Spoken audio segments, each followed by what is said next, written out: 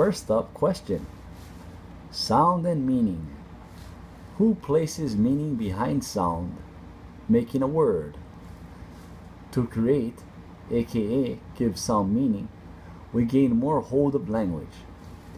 The origin, scaffold of word, meaning before sound. Second, things are the endpoint of thought. The series described goals. Notions softly jab the contemplator. Then feelings arise, catering to what is it? Word barges in to describe the incessant, and action moves to the meaning. Things happen.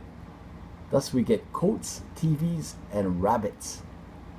To create is to entertain the buzz.